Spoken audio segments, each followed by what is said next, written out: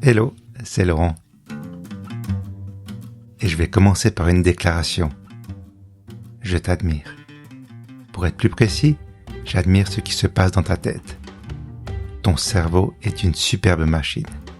Il est capable de générer un nombre incroyable d'idées. Ton esprit parvient à visualiser des images d'une complexité inouïe.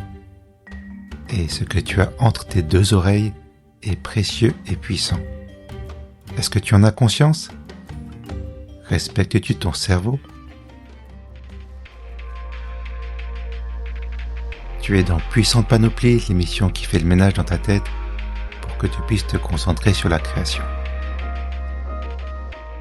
Parfois, il m'arrive d'insulter mon cerveau. Non, je ne lui dis pas qu'il est incapable ou qu'il oublie tout. Mais je lui fais faire des tâches ingrates ou indignes de son potentiel. Ou je lui demande de gérer plusieurs choses en même temps. Et il n'aime pas ça. Il me le fait payer. Il surchauffe et je fatigue. Alors, je le soulage grâce à mon agenda. Dans le passé, j'avais un agenda papier avec une magnifique couverture en cuir. J'aime les beaux objets et c'est la larme à l'œil que j'ai dû me résoudre à l'abandonner. Le pauvre, il était limité. Ce n'était pas de sa faute, c'était dans sa nature. À un certain moment, je suis passé au niveau supérieur avec l'agenda numérique et j'ai gagné en légèreté. Étape par étape, par petits pas. Que mettre dans son agenda ? Pourquoi un agenda numérique ? Suis-moi, on va faire un peu de ménage. Avant de commencer, j'ai envie de dire, écris tout dans ton agenda. Prends un moment pour réfléchir à tous les micro-événements qui t'attendent la semaine prochaine. As-tu des rendez-vous médecins, dentistes, vétérinaires ? Tu vas au resto avec des amis ? Après-demain, est-ce que tu dois travailler plus tôt que prévu ? Note tout ce qui te passe par la tête et ta tête pèsera moins lourd. Tu peux aussi écrire les événements récurrents comme la matinée sport, l'après-midi jeu de société et la soirée comédie romantique. Ou l'anniversaire de ta meilleure amie, ou des choses moins drôles comme le contrôle annuel de ta voiture. Ok, mais tu vas me dire que tu peux faire tout ça avec ton agenda papier. Ce n'est pas tout à fait vrai. D'abord, si tu perds ton agenda papier, eh bien, tu perds la mémoire. Ensuite, ton agenda papier n'anticipe pas. Il est tout beau, mais il est passif. À l'inverse, ton agenda numérique est malin et prévoyant. Si tu le dresses bien. Petite parenthèse, je te recommande Google Agenda ou Google Calendar en anglais. Ce n'est pas le plus beau, mais il est plutôt simple à utiliser et c'est probablement le plus courant. Il sera donc plus facile à connecter à d'autres applications.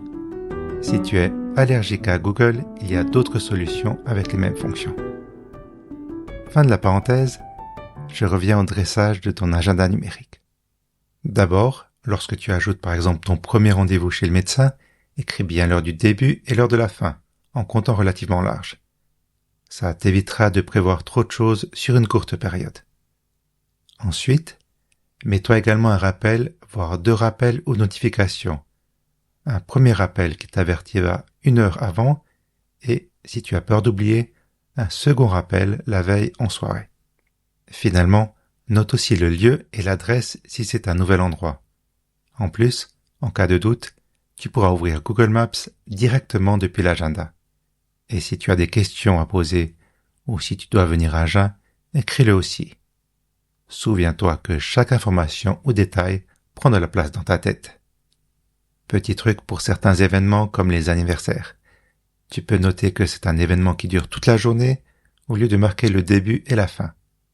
Programme aussi ton application pour que l'événement se répète chaque année, mois, semaine ou jour.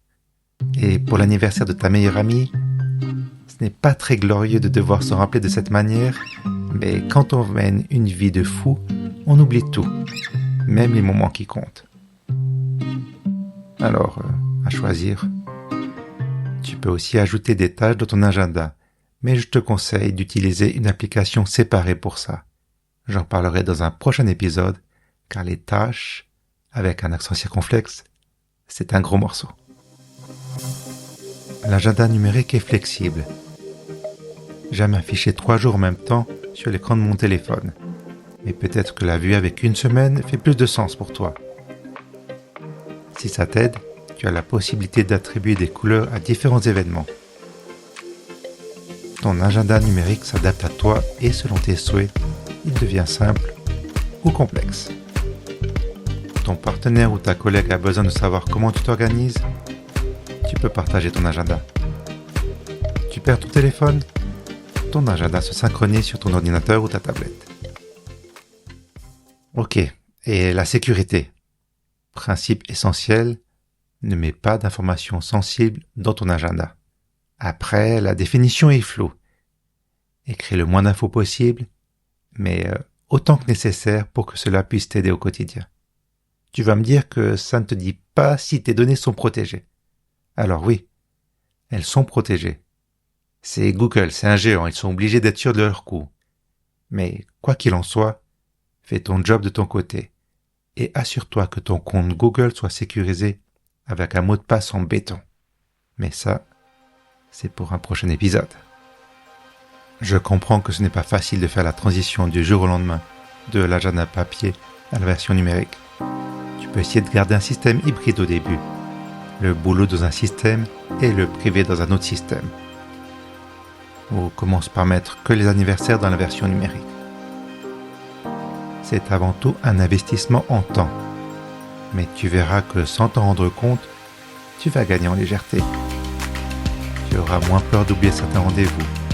Tu seras moins tendu. En définitive, je t'ai montré un outil simple. Car pour attaquer un grand chantier, je suis convaincu qu'il faut commencer par un petit pas. La peur et la résistance sont faibles.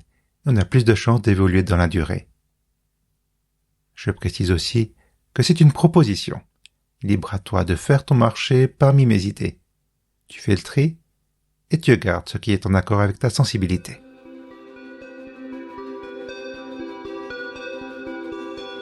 Bravo, tu as maintenant un nouvel outil dans ta panoplie. Rappelle-toi que ce n'est qu'un outil. L'essentiel, c'est ce que tu vas en faire et comment tu vas exploiter le temps libre que tu as gagné. Merci de m'avoir écouté. Cet épisode a été écrit et réalisé par Puissant Bazar, donc moi, Laurent. Si tu as des questions et des remarques, envoie-moi un mail à laurent@puissantbazar.ch. Tu trouveras les références, les liens cités ainsi que la transcription complète de cet épisode en allant sur panoply.xyz/0101. Enfin, prochainement, car je travaille encore sur mon futur site internet. Donc patience. Je reviens jeudi dans 2 semaines.